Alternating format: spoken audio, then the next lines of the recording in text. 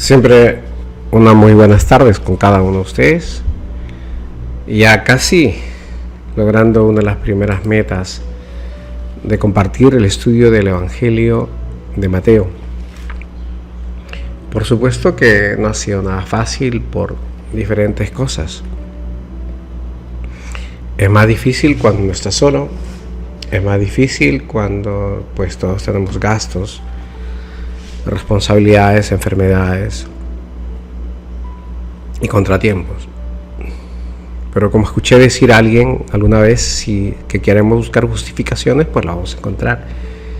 Y la justificación no ayuda en nada. En Mateo 26 tenemos versículo 57, Jesús ante el concilio. Los que prendieron a Jesús lo llevaron al sumo sacerdote Caifás, donde estaban reunidos los escribas, los escribas y los ancianos. Pero Pedro lo siguió de lejos hasta el patio del sumo sacerdote y entrando se sentó con los guardias para ver el fin. Los principales sacerdotes, los ancianos y todo el concilio buscaban falso testimonio contra Jesús para entregarlo a muerte. Pero no lo hallaron, aunque se presentaron muchos testigos falsos, pero al fin vinieron 2 testigos falsos, que dijeron: este dijo, puedo derribar el templo de Dios y en 3 días reedificarlo. Se levantó el sumo sacerdote y le preguntó: ¿no respondes nada? ¿Qué testifican estos contra ti? Pero Jesús callaba. Entonces el sumo sacerdote le dijo: te conjuro por el Dios viviente, a que no tú lo has dicho. Y además os digo que desde ahora veréis al Hijo del Hombre sentado a la diestra del poder de Dios y viniendo en las nubes del cielo. Entonces el sumo sacerdote rasgó sus vestiduras diciendo: has blasfemado. ¿Qué más necesidad tenemos de testigos? Ahora mismo habéis oído su blasfemia. ¿Qué os parece? Y respondieron ellos. Dijeron: es reo de muerte. Entonces lo escupieron en el rostro y le dieron puñetazos, y los otros lo abofeteaban diciendo: profetízanos, Cristo, ¿quién es el que te golpeó?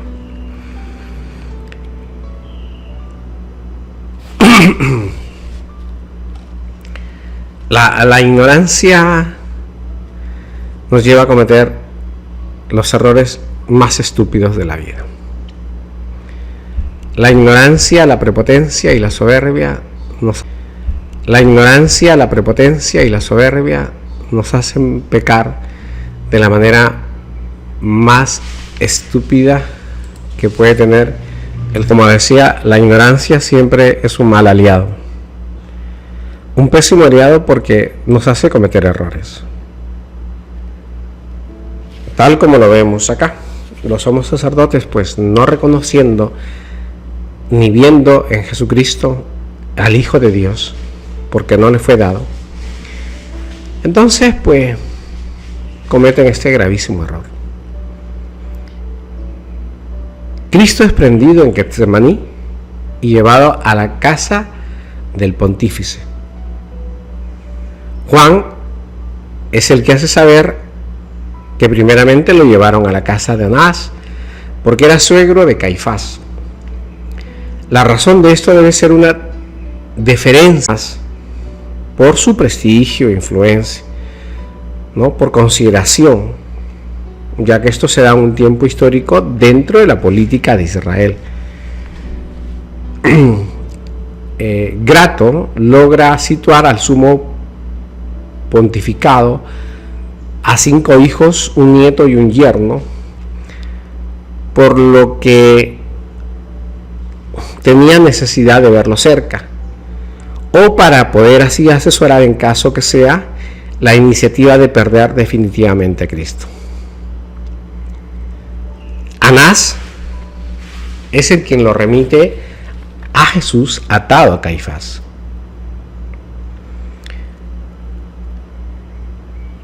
Marcos y Mateo narran pues el proceso de Cristo ante el Sanedrín en una sección nocturna, mientras que Lucas lo pone por la mañana. Pareciera que es de orden literato, pero lo real fue que pasó un proceso ante estas autoridades pontificias. Caifás ocupaba el sumo pontificado más o menos en esta época, que es el año 18 al 36 después de Cristo. Después de este suceso nada se sabe de él, sea por medios bíblicos o extrabíblicos, no se sabe nada. ¿De acuerdo? Pues nada más. Y en la casa de Caifás aparece reunido todo el Sanedrín. Es interesante esto. ¿Para qué estaban reunidos estos hombres? Pues para condenar a Cristo. Por eso la frase redondea admite excepciones que indican la responsabilidad global de los jefes de la nación que atribuyen los evangelistas. Esta es una decisión tomada políticamente y globalmente por todos los máximos jefes de la nación. No fue tomado arbitrariamente o unilateralmente, fue tomado en forma global. Era una envidia global a un sistema de administración religioso. Era Jesucristo y el poder de los fariseos.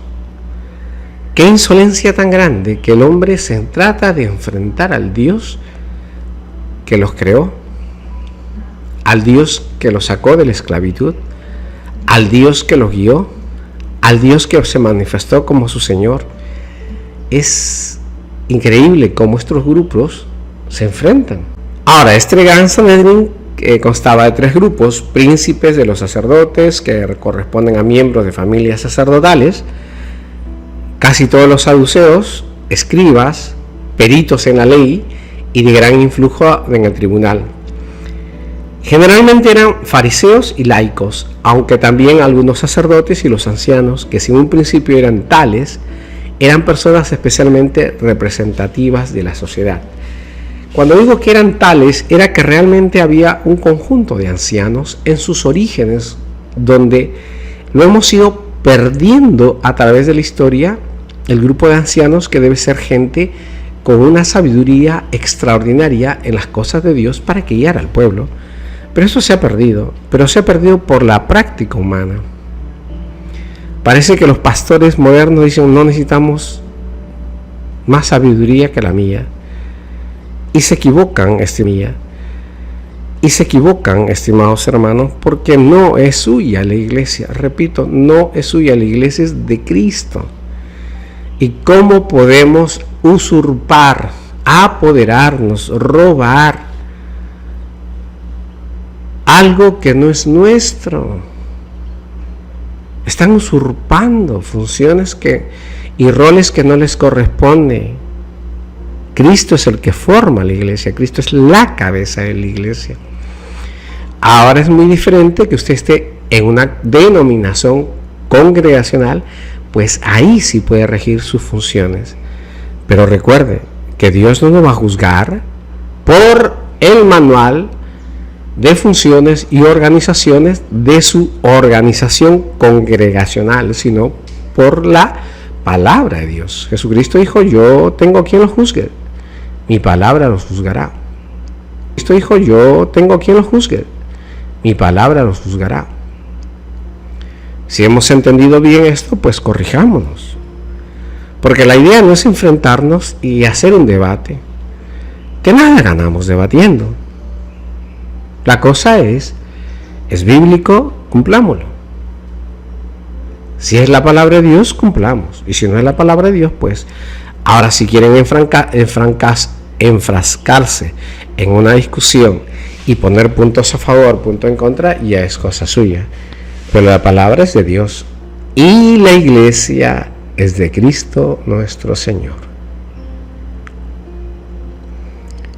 Según los escritos rabínicos, el gran Sanedrín constaba de 71 miembros presididos por el sumo sacerdote. Se sentaban en semicírculo 2 secretarios se sentaban delante de ellos para recoger por escrito las palabras de los que condenaban o absolvían, según la Mishá. En los procesos capitales hacía falta por lo menos 23 jueces y se exigía para la condena al menos 2 votos de mayoría. En el proceso de Cristo, porque Cristo está en el concilio para ser juzgado, no pudo llamarse tal, pues ya de antemano estaba decretado su muerte. Recuerden que cuando Jesucristo fue capturado, ya Judas ya le habían pagado y ya habían ellos planificado meses antes darle muerte. Lo que simplemente estaban haciendo es un procedimiento para no tener problema con las personas, con el pueblo en general. Por eso, como tal, todo ya estaba decretado, era protocolar. Era solamente una forma de apariencia legal para que Pilato autorizase y ejecutase su sentencia. Por eso se ve un cuádruple proceso.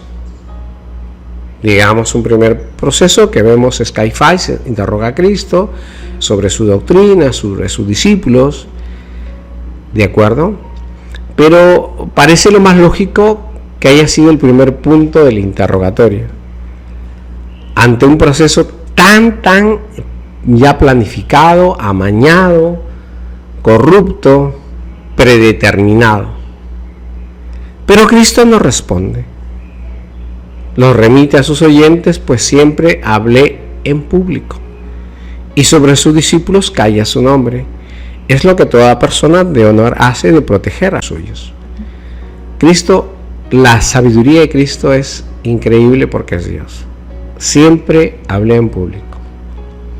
Jesucristo nos vuelve a decir que todas sus palabras que le enseñó el Padre lo manifestó públicamente.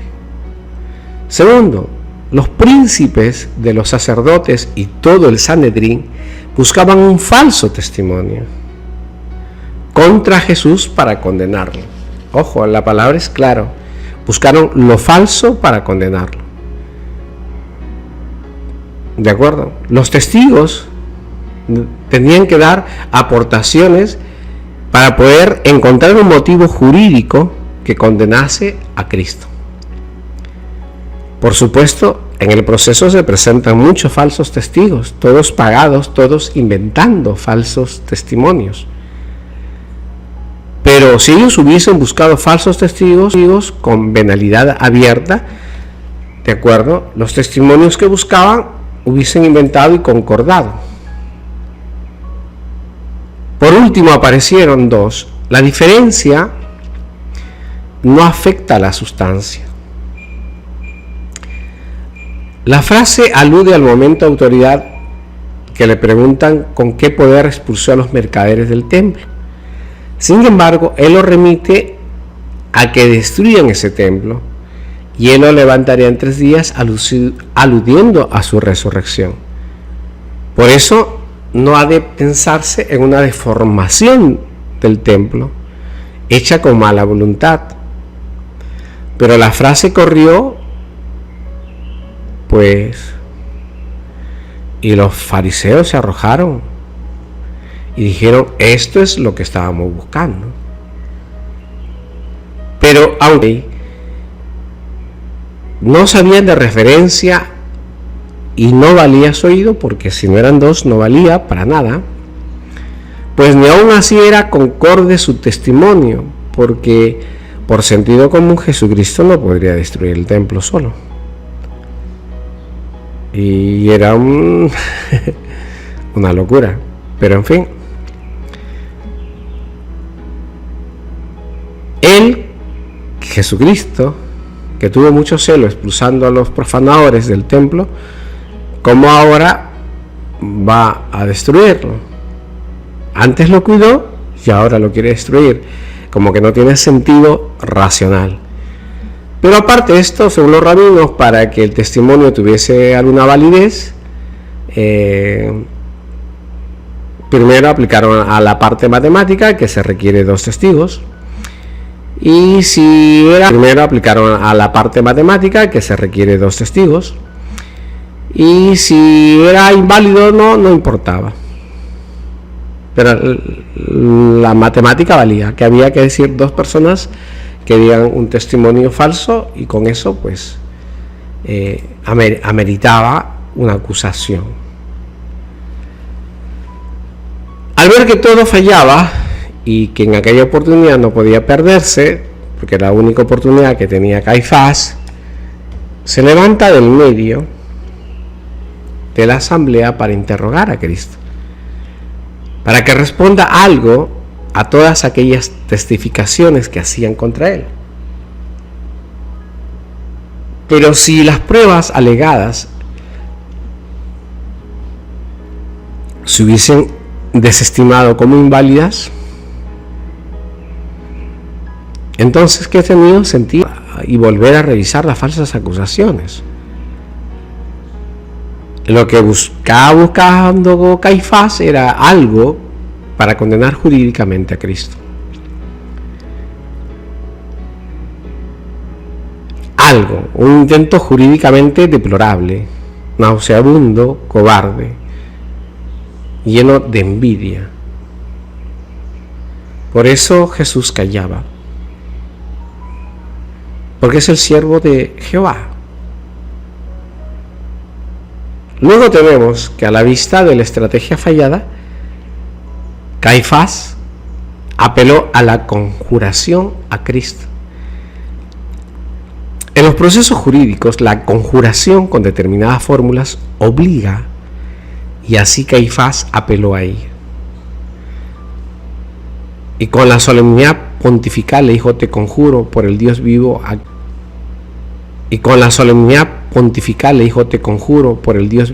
que nos digas si tú eres el Cristo, el Hijo de Dios.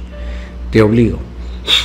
Eso es conjurar. Te obligo a que digas la verdad. Te obligo a que hables.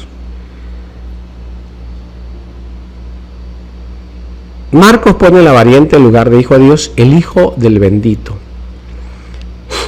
Como decimos, la alteración de la fórmula no afecta a la sustancia. Ahora, ¿qué pretende preguntar a Caifás a Cristo? Con la primera expresión le pregunta si es el Mesías. Es evidente. Pero la segunda expresión es sinónima a la primera, o se preguntaba por la divinidad de Cristo. Porque dice: te conjuro por el Dios vivo a que nos digas si tú eres el Cristo. Me estaba repitiendo lo mismo. No que Caifás podría pensarlo, pero podría hacerlo porque lo había oído y escuchado, y él quería tener algo en que afirmarse para condenarle. Sin embargo, Hijo de Dios expresaba la naturaleza sobrehumana, trascendental del Mesías. Eso es lo que expresa Hijo de Dios, la naturaleza sobrehumana, sobrenatural. Y eso no era un delito. Esto mismo se confirma pues en la embajada del Sanedrín. Además, la segunda frase, Hijo de Dios o Hijo del bendito, si digamos son sinónimas, es una tautología. Pero como solamente querían condenarlo, les bastaba presentarlo a Pilato como un pseudo Mesías. Por eso están buscando algo. Tú dices que eres el Mesías, pero nosotros, los pontífices, sacerdotes y príncipes sacerdotales, afirmamos que tú te calificas como un Mesías, pero nosotros estamos diciendo que tú eres un pseudo Mesías, con lo cual estamos llegando a que eres un alborotador, un provocador social, que te estás afirmando ser Mesías y Rey y no lo eres. Por lo tanto, como te estás afirmando a ser un Mesías y Rey, eres un saboteador del Imperio Romano. Aun a Pilato, para hacerle ver que si no lo castiga, no es amigo del César, por ser su competidor. Pero al Sanedrín le interesaba, además de deshonrarlo, en su misión y su doctrina. Por eso le dicen que es un blasfemo. Es un blasfemo, le dice.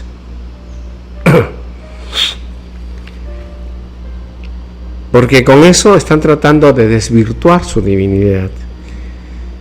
Pero, ¿es que acaso el hombre se ha vuelto loco? Como siempre repito, ha perdido la cordura. Quererle quitar la divinidad al Cristo.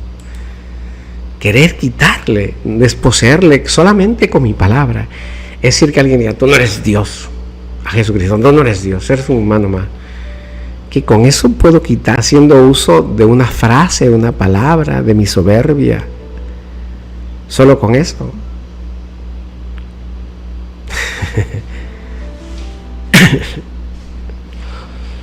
El ser humano llega a un momento como a estar loco, ¿no? Perdió el sentido común. Los cristianos, por suerte y por misericordia de nuestro Señor Jesucristo, tenemos don de gracia, si no estaríamos igual de locos, alterados de la mente, por no reconocer con nuestros solos ojos y oídos, olfato, todo lo extraordinario que Dios ha creado.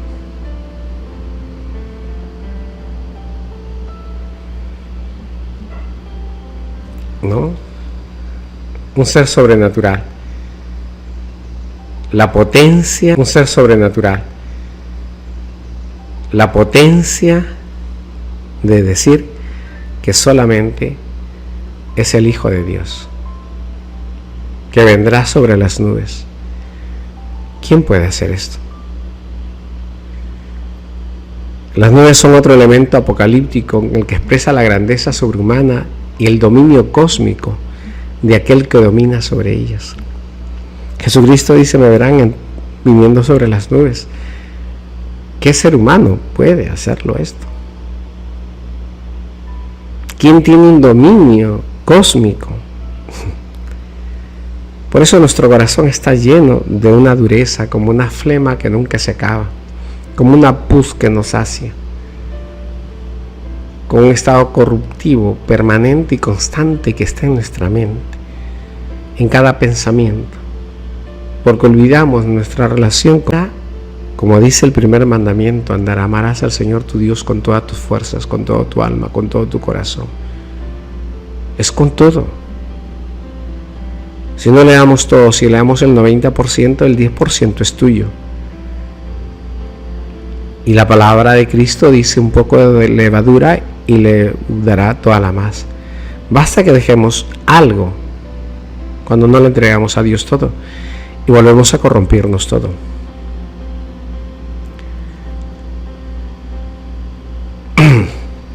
Pero a ellos no les interesa saber si Cristo es el Hijo de Dios. Simplemente están buscando algo para deshonrarlo y tildarlo como un falso hombre que quiere alterar el orden social. Ya que se ha visto alterar el orden social,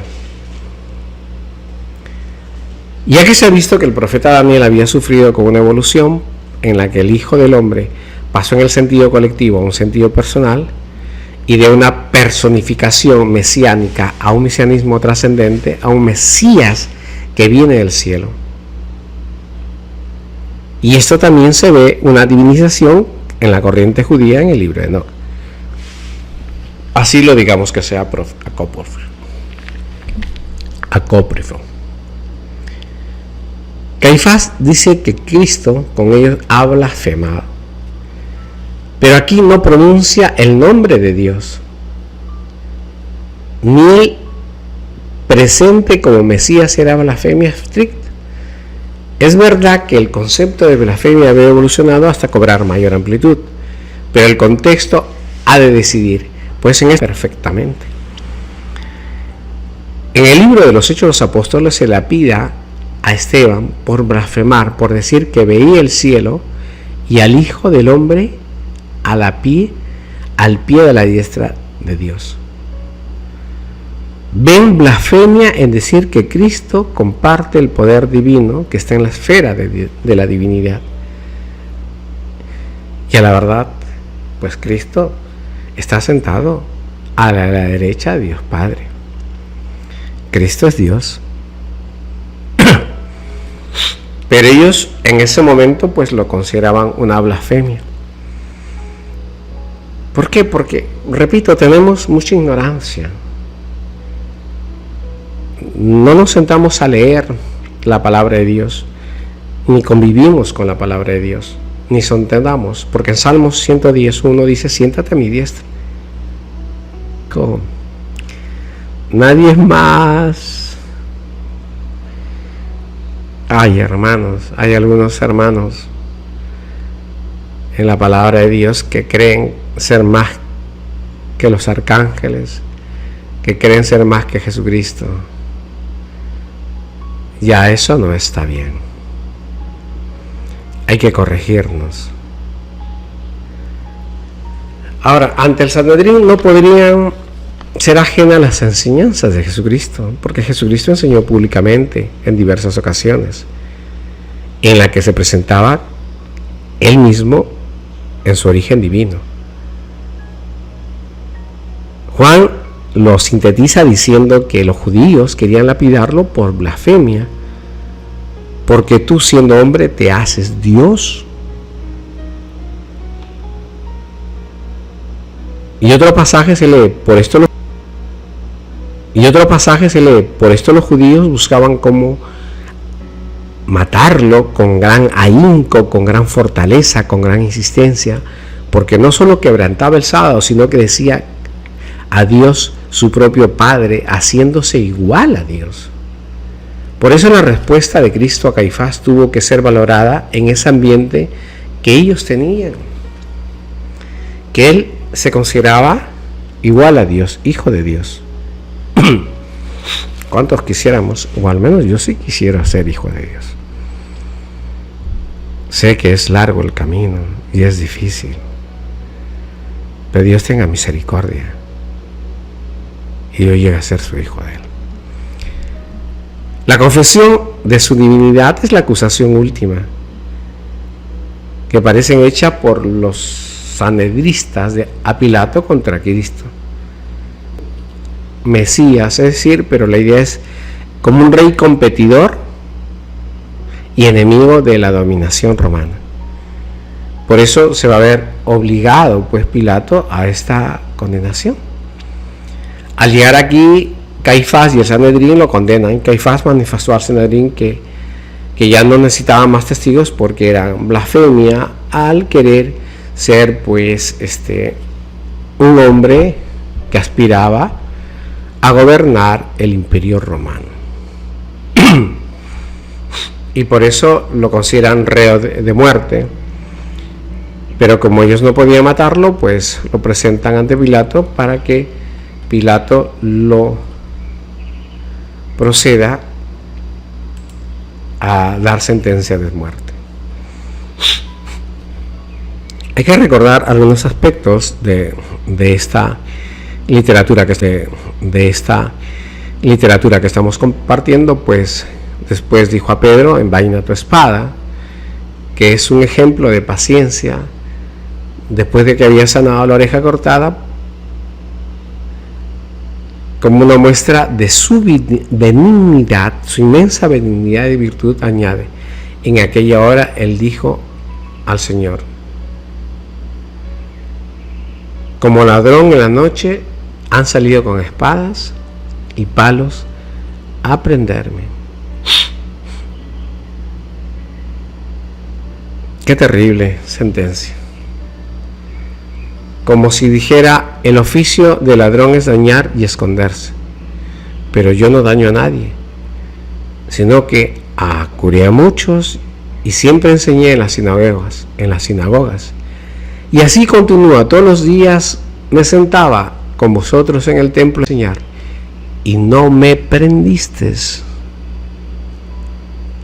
Como diciendo, es una necesidad perseguir con espadas y palos al que espontáneamente se está entregando a vosotros. Y buscar en la noche traidoramente como si ocultara. Y él no se ocultó jamás. Dijo, vienen, aquí estoy. No puso la menor resistencia. Fue entregado como ovejas al matadero. Porque esta es una verdad, no le prendieron el templo porque no se atrevieron por temor a las turbas. Y por esa razón el Señor salió afuera a fin de darles lugar y tiempo más oportuno para prenderle. Y esto prueba que no hubieran podido prenderle de alguna manera, si espontáneamente no lo hubiera permitido el Señor. El evangelista del Señor quiso dejarse prender cuando añade, por eso se hizo para que se cumplieran las escrituras de los profetas. ¿Por qué de entregarme? Porque debe cumplirse las escrituras de los profetas. He venido a cumplir el evangelio, la ley, los profetas y los salmos, dice el Señor. Por eso cuando muchos dicen que hay cosas que ya no, tendremos que dar cuentas ante el Señor, porque el Señor dice, he venido a cumplir la ley, los profetas y los salmos. Por supuesto hay ciertos rituales que no, pero que Dios nos dé la sabiduría, porque acá lo ratifica el Señor. Por eso dijo, he venido. ¿Por qué está permitiendo ser atrapado? Porque dice, porque esto se hizo para que se cumplieran los escritos de los profetas. Imagínense, el autor de la vida incumpliendo lo que está escrito en la Biblia. No tendría sentido. Pero el Señor de la vida, que es nuestro Señor Jesucristo, nos está diciendo, un momento, esto no es así. Yo he venido a cumplirlo y por lo tanto, esto se tiene que cumplir y punto.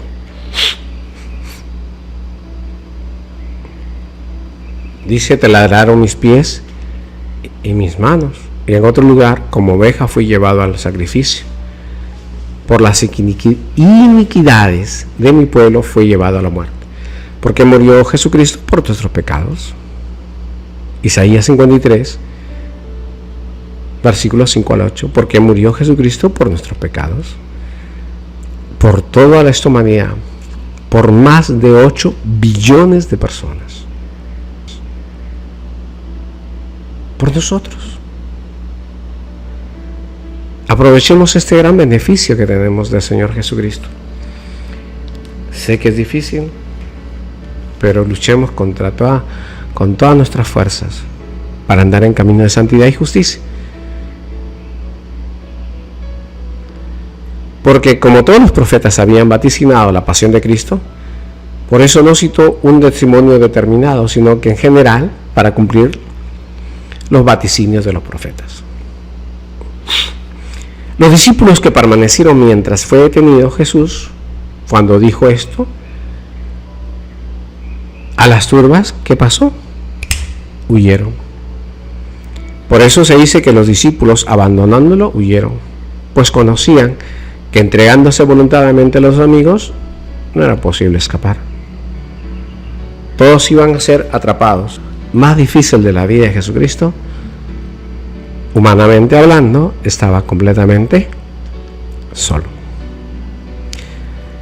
Ahora, este hecho demuestra la cobardía de los apóstoles, pues con el ardor que hablaban de la fe, que habían comprometido, pues morir por él, huyen, olvidando de sus promesas, llenos de terror y miedo.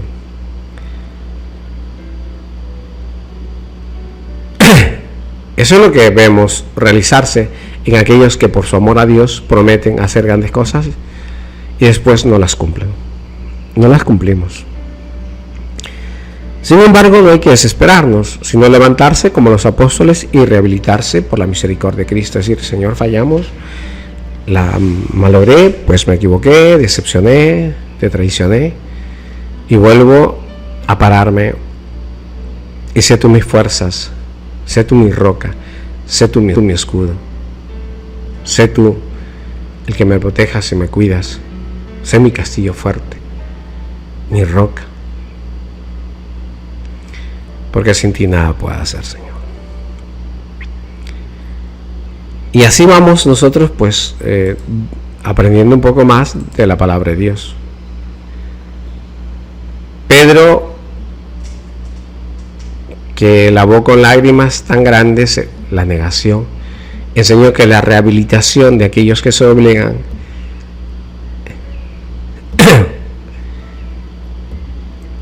es que hemos huido de Dios, pero hay que sufrir también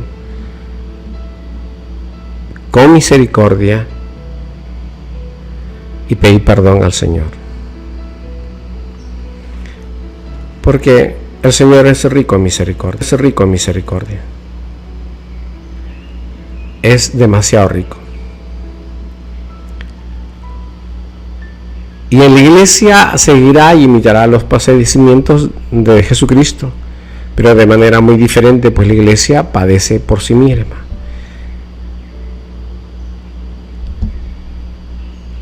Qué duro esos 2 tiempos de la humanidad, Señor. Qué duro. Pero tú nos estás dando testimonio de todo lo que debemos hacer y todo lo que nos has enseñado a través de este concilio, donde pues se presentan con testigos falsos para juzgarte, y qué lecciones tan tremendas nos estás enseñando. En el nombre de Cristo Jesús mi Señor. Amén.